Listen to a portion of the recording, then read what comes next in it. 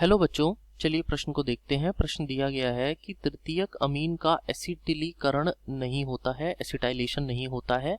समझाइए कि ऐसा क्यों नहीं होता है। तो बच्चों, इस प्रश्न की जो मुख्य अवधारणा है वो आपका एसिटिलीकरण ही है।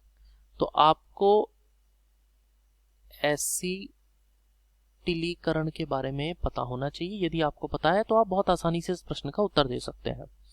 तो देखिए, एसिटिलीकरण करने के लिए हमको क्या चाहिए होता है। हमारे पास एमीन का यदि हमें करना है RNH2, ये हमारे पास है, ये एक एमीन है। और ये जो एमीन है वो प्राइमरी एमीन है, 1 डिग्री एमीन है, प्राथमिक एमीन है। अब ऐसे ही हमारे पास एक द्वितीयक एमीन है RNHR,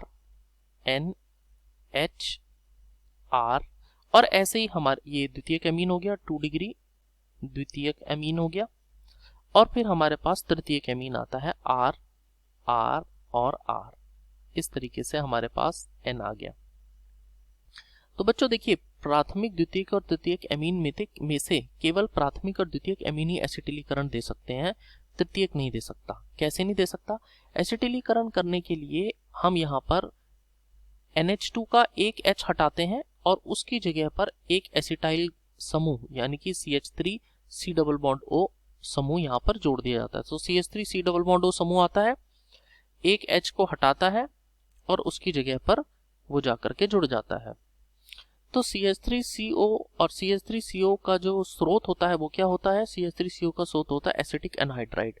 CH3C double bond O single bond O, C double bond O, इसको जरा थोड़ा सा ठीक कर लेते हैं, double bond O single bond CH3। ये एसिटिक एनहाइड्राइड है, इसको हम एसिटिक एसिड के साथ लेते हैं, CH3COOH, इसके साथ हम इसको लेते हैं।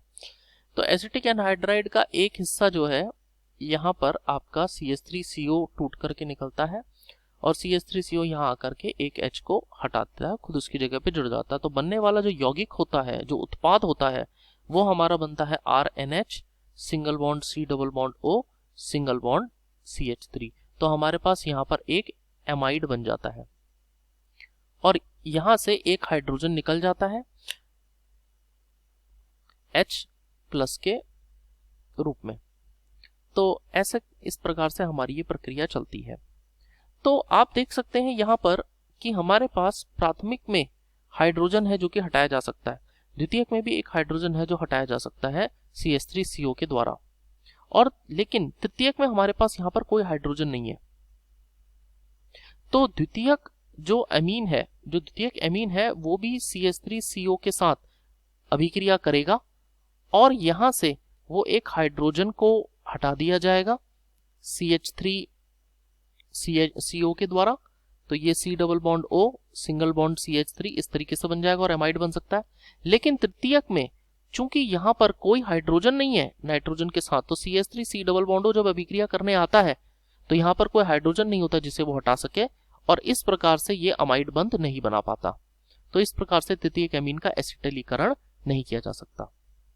तो इस प्रकार से हमारे इस प्रश्न का उत्तर कि तृतीयक एमीन का एसिटिलीकरण क्यों नहीं किया जा सकता, इसका साधारण उत्तर यह है कि तृतीयक एमीन पर कोई प्रतिस्थापित करने के लिए हाइड्रोजन नहीं होता, इस प्रकार ये एसिटिलीकरण नहीं दे पाता। तो आशा करते हैं आपको समझ में आ गया होगा।